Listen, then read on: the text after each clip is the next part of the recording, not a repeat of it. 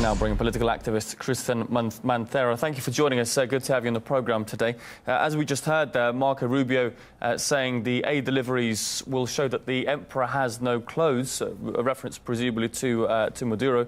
Does that suggest this really is an exercise to undermine the president of Venezuela, as opposed to helping the people of Venezuela, which has been the argument of the US all along? Well, there isn't really any type of undermining. We have to take into consideration that Nicolás Maduro has extended his time in power beyond the constitutional mandate that he received about a few years ago.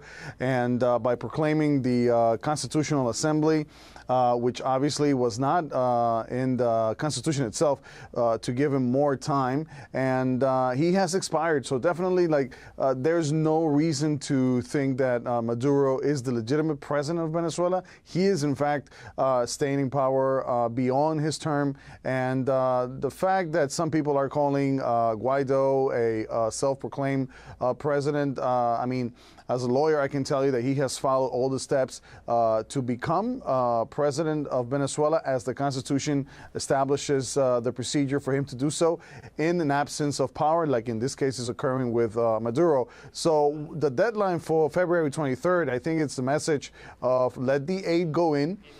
There's no undermining. We're just trying to get people, get them some food. There is a shortage of basic products for people to have their food, vegetables, milk, eggs and stuff that need to be provided to the population. So I would suggest, like many other people, to President Maduro to let the aid go through. Nobody's trying to invade. Nobody's trying to undermine his presidency. But by doing what he's doing, he's making, I think, things worse. And it's time for him to reconsider his position. I think that no one in Latin America, no one in any country in South America, North and South, by that matter, wants this country to continue in the way it is. And it's in his hands, basically, to change the way things are moving forward. And, let's sit down at the table and let's find a solution. But the idea of making things worse, not allowing the aid to go through, I think is a big mistake.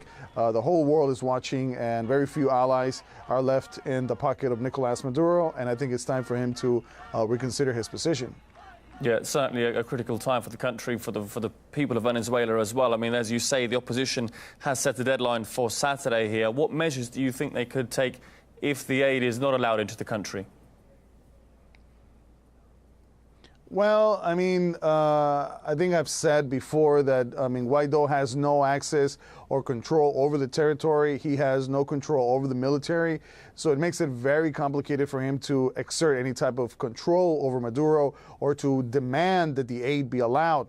The only way I see it happening is if there's a flow of people that allow the aid to go through, and then it's up to the army and the authorities to decide whether they're going to kill their own people while the aid is going through, or they're going to allow the aid to pass. So it's a very complicated situation for both Maduro and for both Guaido. Guaido doesn't have the power to demand the aid to go through, and if he decides to go down the road of, exerting some type of, radical move, it might generate some type of bloodshed, which no side wants to generate. So I think in the end, for the whole process to be successful, I hope that the Maduro allows the aid to go through, that these people are able to get these basic products that they require to eat and for their own personal hygiene, and hopefully things will be resolved in a peaceful way. If not, we might see things escalating, and hopefully, I shouldn't say hopefully, I really don't expect them to get down to some type of military intervention. I really hope is not the case, but we never know what's going to happen.